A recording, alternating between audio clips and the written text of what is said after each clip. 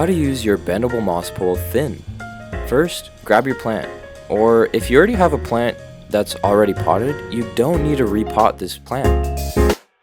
This pole doesn't require a repot. You have these metal stakes that you can bend and shape towards whatever pot you need. So you have a 3-pronged spike that you can stick in, or you can just use a single one. You don't have to untwist them.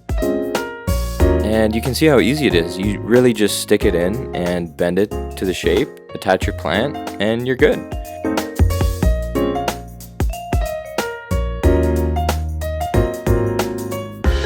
Here's an example of our 16-inch moss pole thin. As you can see, I'm bending the pronged spikes. Literally all you do is just stick it right in. It is so easy, much more flexible, very thin. The tape isn't included with this one, but you can buy it separately on our website. But you can see the 3-pronged spikes are super strong and very supportive.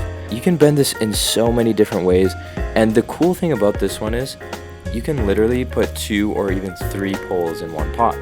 That's why we love it. We're super excited about this product, and we can't wait to support your plants with this. So I hope you enjoy and have a great day. Peace.